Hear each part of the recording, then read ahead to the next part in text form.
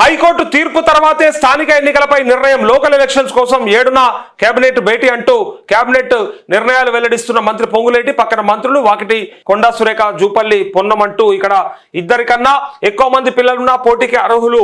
Ordinance కు మంత్రివర్గ ఆమోదం. అయితే ఎస్ఎల్బిసి డ్రిల్లింగ్ బోర్ ద్వారా చేపట్టేందుకు గ్రీన్ సిగ్నల్ అంటూ ఎస్ఎల్బిసి మనందరికీ తెలుసు కదా. సో ఆ లెఫ్ట్ బ్యాంక్ కెనాల్ ఏదైతే ఉందో ఆ బ్యాంక్ కెనాల్ లో కొన్ని అంటే ఇప్పటికీ తీయాల్సినటువంటి బాడీలు ఇక అటే పోయినాయిగా, అసలు తీస్తారా లేదా తెలియదుగా, అంటే అవి రాలేవిగా, అసలు తెలియట్లేదుగా, అసలు ఉన్నారా లేదా అది ఏమైందో తెలియదు. నెలలు గడిచిపోయింది. ఇక్కడ ఇక ఎస్ఎల్బిసి డ్రిల్లింగ్ బోర్ ద్వారా చేపట్టేందుకు గ్రీన్ సిగ్నల్ అంటూ డ్రిల్లింగ్ బోర్ ద్వారా పాసిబుల్ కాదు కాబట్టి టన్నెల్ బోరింగ్ మిషన్ అని చెప్పి టీబీఎం ద్వారా తవ్వుకుంటూ వెళ్తా ఉన్నారు. అది మనం అందరం చూసినాం. శ్రీశైలం లెఫ్ట్ బ్యాంక్ కెనాల్ అది ఎస్ఎల్బిసి. సో ఆ ఎస్ఎల్బిసి లో కేసీఆర్ గతంలో కూడా చెప్పిండు, ఆ టన్నెల్ ని తవ్వడానికి చాలా క్రిటికల్ గా ఉంటది, అక్కడనే దాన్ని డిస్ట్రాయ్ చేయాల్సి ఉంటది. లోపలికి తీసుకెళ్లిన తర్వాత ఆ తిప్పే ఆ బోరింగ్ మిషన్ ఏదైతే ఉందో దాన్ని అక్కడికక్కడ దాన్ని శిథిలం చేసేసి దాంట్లోనే కప్పెట్టాల్సి వస్తుంది, బయటికి తీసుకురావడం పాసిబుల్ ఉండదు, మళ్ళీ కొత్తది తీసుకెళ్లి మళ్ళీ ఫిక్స్ చేస్తూ చేయాల్సి ఉంటుందని చెప్పి అన్నాడు కదా.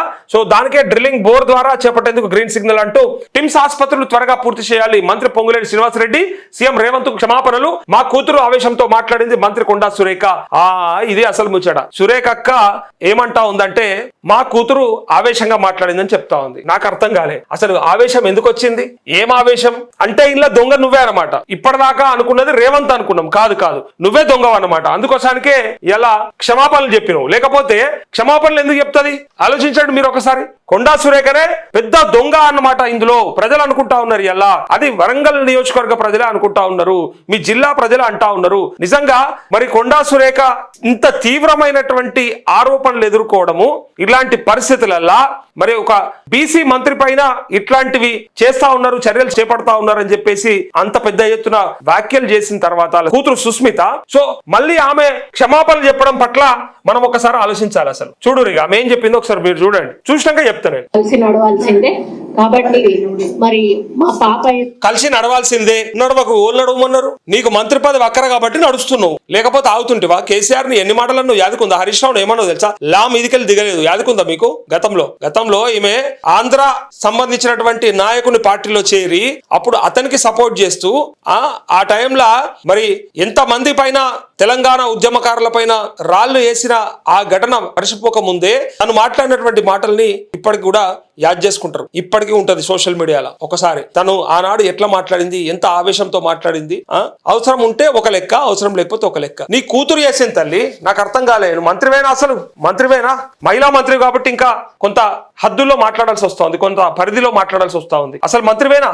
ఏమన్నా ఆలోచన ఉందా అసలు? అంటే ఇట్లా కేటీఆర్ మీద, అట్లా సమంత నాగ చైతన్య మీద, ఇట్లా వీళ్ళ మీద ఎట్లా పడితే అట్లా మాట్లాడినట్టు అనుకున్నావు?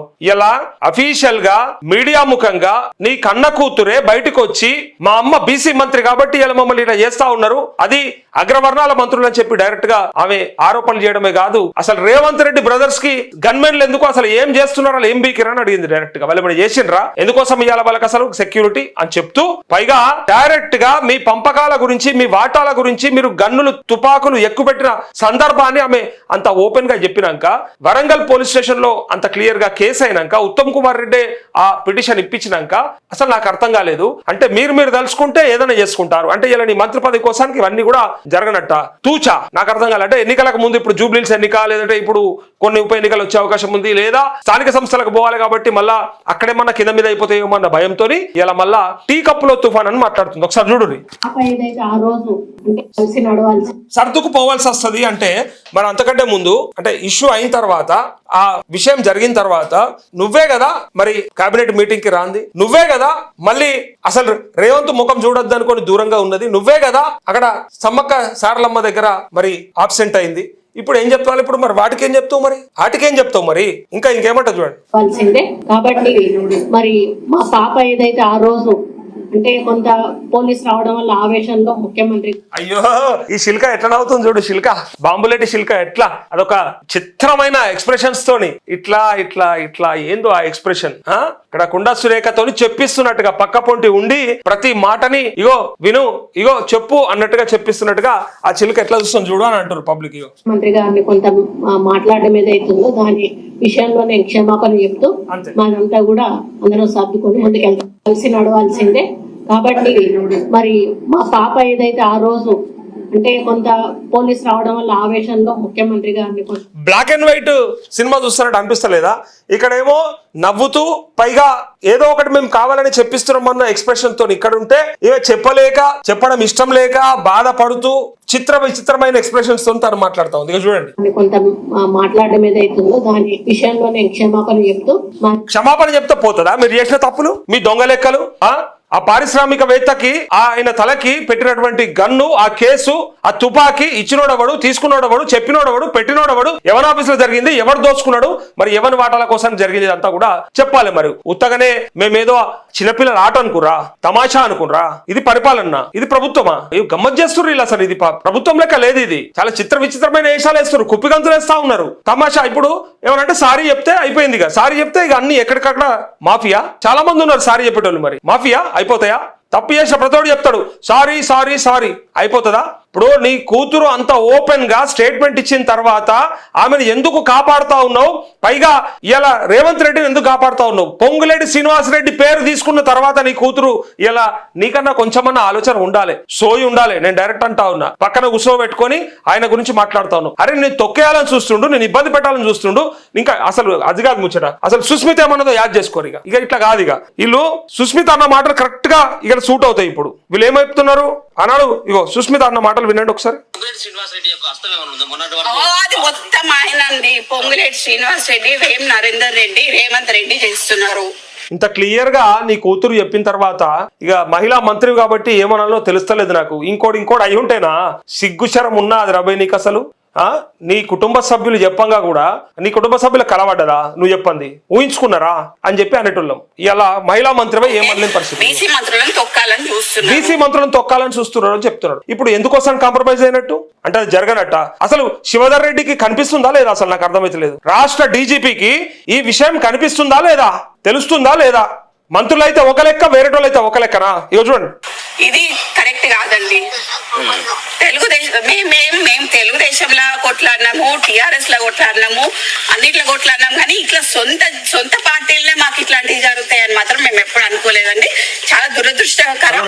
అండ్ దీంట్లో నేను మాత్రం ముఖ్యంగా చెప్తున్నా, యాజ్ అ డాటర్ గా మా నాన్న దీంట్లో మా నాన్నని కానీ మా అమ్మని కానీ మా ఇప్పుడు సుమంత్ అనే అతన్ని కానీ అతను మా ఫ్యామిలీ మెంబరు, వాడికి కానీ ఏమైనా హాని జరిగితే మాత్రం తీవ్ర పరిణామాలు ఎదుర్కోవాల్సి వస్తుంది గవర్నమెంట్. దీంట్లో పొంగులేటి హస్తం ఉన్నది, దీంట్లో రేవంత్ రెడ్డి హస్తం ఉన్నది, వేం నరేందర్ రెడ్డి హస్తం ఉన్నది. వాళ్ళు ముగ్గురు బాధ్యులు అవుతారు. వాళ్ళు ముగ్గురు శ్రీనివాస్ రెడ్డి యొక్క హస్తం క్లియర్ గా వాళ్ళ కూతురు పొంగులేటి శ్రీనివాస్ రెడ్డి అని చెప్పి పేరు చెప్పిన తర్వాత వేం నరేందర్ రెడ్డి, రేవంత్ రెడ్డి బ్రదర్స్ అంతా క్లియర్ గా చెప్పిన తర్వాత కొంచెం అన్నా సోయి ఉండాలి అక్కడ కూర్చోవడానికి. పైగా కూతురు చెప్పిన దానికి నేను సారీ చెప్తాను. కూతురుకి ఏమన్నా తలకాయ ఖరాబ్ అయిందా? మరి అదనే చెప్పాలి. ఎట్లా అనే చెప్పండి. మరి కూతురుకి ఏమన్నా తలకాయ ఇట్లా పాడే ఉంటే అదనే చెప్పుర్రి. నిజంగానే మా బిడ్డ కొంత సైకలాజికల్ గా డిస్టర్బెన్స్ ఉంది, అందుకోసం అట్లా అయిపోయిందని. పిచ్చిదా ఏమన్నా? అమాయకురాలా? తెలియదా? అట్లాంటి ఆమెను ఇవాళ డైరెక్ట్ గా రోడ్డు మీద వేసేసినాం.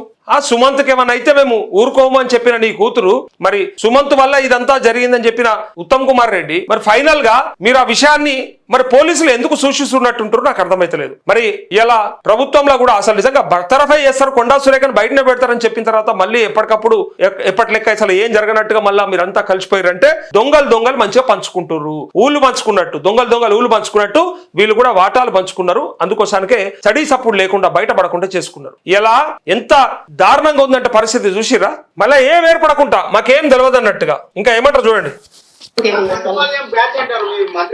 దండుపాలెం బ్యాచ్ అంటారు మీ మంత్రివర్గాన్ని. దండుపాలెం బ్యాచ్ కాదు, అంతకంటే ఇంకా ఏదో ఉంటారు కదా అలీబాబా 40 దొంగలు అన్నట్టు. ఆ బరబ్బర్ సూట్ అవుతుంది వీళ్ళకి. ఆ ముఖ్యమంత్రి ఒక అలీబాబా అన్ని మాయమాటలు అన్ని చెప్పేసి ఇట్లా హూం పటాక్ అని అన్నాడు కదా, హూం పటాష అన్నాడు కదా. ఇట్లా వీళ్ళు దొంగల కంటే దొంగలకే దొంగలిల్లు, మంత్రులు కాదు వీళ్ళు దొంగలిల్లు. ఇంత క్లియర్ గా పంపకాలలో తేడాలు వచ్చి బయటపడ్డాక లొల్లి ఏం లేదన్నట్టుగా మళ్ళా సిగ్గు లేకుండా ఎలా చెప్తున్నారు అంటే చూడు. ఇంకా అయితే దండుపాలెం బ్యాచ్ అంటారు మిమ్మల్ని అంటే ఏమనుకుంటా పోతుంది చూడు. కేసీఆర్ ని కదా తిట్టి ఈయన మైక్ బంద్ చేసిపోతుండు, ఆయనకు భయం అవుతుంది, ఆయన మైక్ బంద్ చేసిపోతుండు.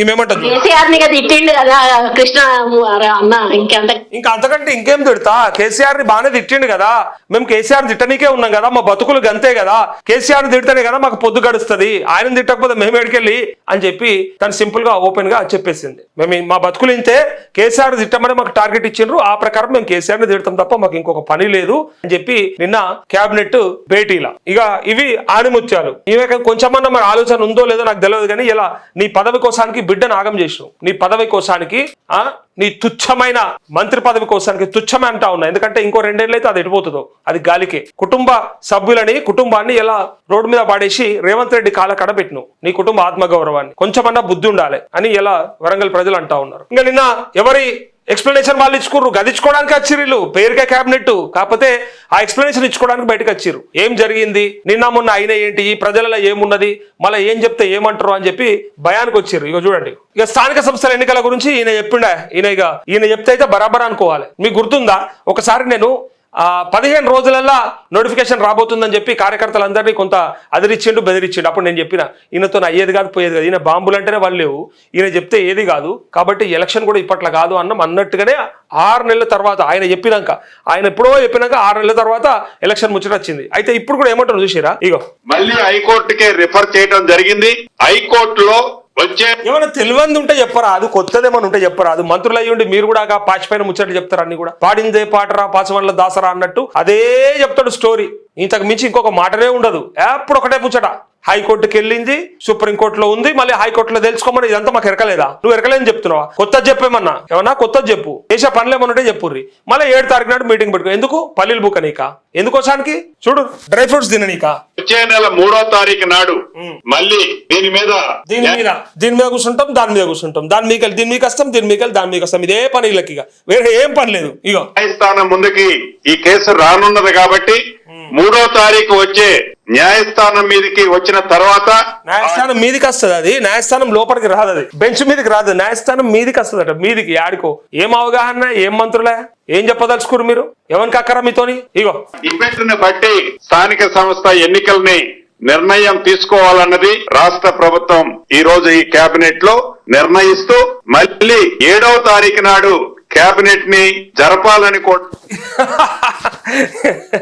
వీళ్ళతోని ఊదు కాలది పీరు లేవది అనే సామెత బరబ్బర్ సెట్ అవుతుంది వీళ్ళతోని. వీళ్ళు ఇట్లా ఈ స్థానిక సంస్థల ఎన్నికలకు పోవడానికే గిన్ని ముప్పతిప్పలు పడితే, ఇన్ని అవస్థలు పడితే, ఇన్ని కుప్పిగంతులు వేస్తే, ఓ 1,00,000 కోట్ల ప్రాజెక్టు కట్టేది ఉంది, ఓ కాళేశ్వరం కట్టేది ఉంది, లేకపోతే మిషన్ భగీరథ చేసేది ఉంది, మిషన్ కాకతీయ ద్వారా చెరువులను తవ్వించేది ఉంది, లేదా ఇంకా రైతులకి పథకాలు తెచ్చేది ఉంది అని ఏమన్నా పనులు చెప్పుంటే పత్త లేకుండా పోదురు. పత్త లేకుండా వీళ్ళతోని ఇంత చిన్న పని, చిన్నదా పెద్దదా కంటే నేనేమంటా ఉన్నా, విధానపరమైనటువంటి నిర్ణయం తీసుకోవడంలోనే ఇంత విఫలమైతే వీళ్ళు అభివృద్ధిలో, సంక్షేమంలో ఇంకా నిర్ణయాలు మీతో ఏమైతాయి? అది నేను చెప్పేది. పెద్ద పనులు ముందరేసుకుంటే ఇంకేమన్నా విపత్కరమైన పరిస్థితులు వస్తే, కరోనా లాంటి సమస్యలు వస్తే అసలు మీతో ఏమన్నా అవుతుండేనా? నిజంగా చెప్తున్నా కదా, అప్పుడు ఎప్పుడో కేసీఆర్ ఉండి బతికిపోయిన మేడ కరోనా టైంలో. కరోనా వచ్చినప్పుడు కేసీఆర్ ముఖ్యమంత్రి ఉండుకు, ఆయన ధీమా ఇచ్చుడుకు, ఆయన పారాసిటమాల్ తోనే పోతుందంటే ఆ రోజు నవ్వుకున్నాం, కానీ కొంతమందికి ధైర్యం కూడా వచ్చింది. అది కానీ జరంగోలు వేసుకుంటే, డోలో 650 వేసుకుంటే బతికిపోతారట అని చెప్పి అన్న ఆ మాటలు నవ్వినా తర్వాత సీరియస్ గా తీసుకొని కనీసం ఆయన ఆ టైంలో రైతులకి రైతు బంద్ వేసి ఇవ్వాల్సిన అన్ని కూడా ఇచ్చి నడపాల్సిన దిశలో నడిపిస్తే బతికిపోయినాం. ఇటువంటి దద్దమ్మలు, ఇటువంటి సన్నాసులు కనుక కరోనా టైంలో ఉండి ఉంటే, ఈ మంత్రులకు ఇట్లా చేసి ఉంటే, ఈ ఆరోగ్య శాఖ మంత్రికి ఇట్లా ఉండి, ఈ ముఖ్యమంత్రి ఉంటే, ఈ లా అండ్ ఆర్డర్ ఎట్లుందో చూస్తున్నాం. నిన్న ఎట్లా కాల్పులు జరిపిండ్రు. ఆయన యశోద్ హాస్పిటల్ ఉన్నాడు. ఆయన గోరక్షకు సంబంధించినటువంటి ఒక సైనికుడిని పట్టుకొని ఒకటి కాల్చాడు, ఒక దున్నపోతు. ఆ కాలిస్తే ఆయన వచ్చి నిన్న హాస్పిటల్ ఉన్నాడు, చావు బతుకుల మధ్య. చూడుర్రి, ఇంకా మీతో ఏమైతుంది? ఇదే అయితే లేదు. నేను అనేది ఇంత చిన్న సమస్యనే మీరు మొత్తం అదే బ్రహ్మాండం లెక్క చేసి కింద మీద ఒక్కసారి ఎన్నికలు పెట్టడానికే గిన్ని కథలు పడితే, రాజీనామాల మీద రాజీనామాలు చేసి ఎన్నికల మీద ఎన్నికలకు పోయి మళ్ళీ ఎన్నికలు పెట్టి 10 ఏళ్ళు ప్రభుత్వం నుండి రకరకాల ఎన్నికలు కొట్లాడినా కేసీఆర్ పట్టుకొనిగా ఒక్కొక్క కోడు ఎవరికి నచ్చినంత ఆడు మాట్లాడతాడు. నేను కేసీఆర్ని అడ్డం పడతలేను, కేసీఆర్ గొప్ప అని చెప్తలేడు, కానీ కంపేర్ చేసుకోవాల్సి వస్తుంది. అంతకంటే ముందు రాజశేఖర రెడ్డిని చేసినాం కదా, అట్లనే ఎలా కేసీఆర్ తో కంపేర్ చేయాల్సి వస్తుంది మన రాష్ట్రంలో. తెలంగాణ మనం సపరేట్ గా సాధించుకున్న తర్వాత. సో అట్లాంటప్పుడు 10 ఏళ్ల పరిపాలనతో కంపేర్ చేస్తే అసలు మీరు నిజంగా 0 అంటే 0. ఎందుకు పనికిరానులే, ఉత్త దద్దమ్మలు, కవటలు, సన్నాసులు అని చెప్పి ఎలా ప్రజలు అంటా ఉన్నారు. ఈ ఎన్నికలు పెట్టనీకే కింద మీద అవుతున్నారు మొత్తం. ఇగో చేసిర్రు నిన్న కూర్చొనిగా వచ్చే నెల 3న హైకోర్టు వెలువరించే తీర్పు ఆధారంగా స్థానిక ఎన్నికలపై నిర్ణయం తీసుకోవాలని రాష్ట్ర కేబినెట్ నిర్ణయించింది. ఎందుకు వచ్చే నెల 7న మరోసారి కేబినెట్ భేటీ అవ్వాలని డిసిషన్ తీసుకున్నట్టు రాష్ట్ర రెవెన్యూ గృహ నిర్మాణ శాఖ మంత్రి పొంగులేటి శ్రీనివాసరెడ్డి తెలిపారు. ఆ రోజున రిజర్వేషన్లు స్థానిక ఎన్నికలపై నిర్ణయం తీసుకోవాలని కేబినెట్ తీర్మానం చేసిందన్నారు. సచివాలయంలో సీఎం రేవంత్ రెడ్డి అధ్యక్షతన గురువారం కేబినెట్ సమావేశం జరిగింది. దాదాపు 4 గంటల పాటు ఈ భేటీ కొనసాగింది. ఇందులో తీసుకున్న నిర్ణయాలను మంత్రులు పొంగులేటి శ్రీనివాసరెడ్డి, జూపల్లి, అట్లే కృష్ణారావు, పొన్నం ప్రభాకర్, కొండా సురేఖ, వాకిటి శ్రీహరి మీడియాకు వెల్లడించారు. బీసీ రిజర్వేషన్లపై ఇప్పటికే హైకోర్టు మధ్యంతర తీర్పు, సుప్రీంకోర్టు తీర్పు నేపథ్యంలో న్యాయ నిపుణుల సలహాల ప్రకారం ప్రభుత్వం ముందుకు వెళ్లాల్సి ఉంటుందని కేబినెట్ భేటీలో నిర్ణయం తీసుకున్నట్లు తెలిపారు. అంటూ ఇక్కడ ఏదో గొప్ప నిర్ణయం తీసుకున్నారంటే ఏం లేదు, ఇద్దరు పిల్లలకు బదులుగా అంటే ఇద్దరే పిల్లలు ఉండాలనే ఏదైతే నిబంధన ఉండనో స్థానిక సంస్థల్లో పోటీ చేయాలంటే దాన్ని సవరించి ముగ్గురైనా సరే నలుగురైనా సరే ఇద్దరు పిల్లల నిబంధన ఎత్తేస్తున్నట్టుగా తీసుకున్న నిర్ణయాన్ని గొప్ప నిర్ణయం. ఇది కేబినెట్. దీనికోసానికి లక్షల రూపాయలు ఖర్చు పెట్టాడు కూర్చొని వీళ్ళు మన కోసానికి నిర్ణయాలు చేయాలి. ఇది గొప్ప నిర్ణయం. బా నిజంగా గ్రేట్ హ్యాట్స్ ఆఫ్ మీకు.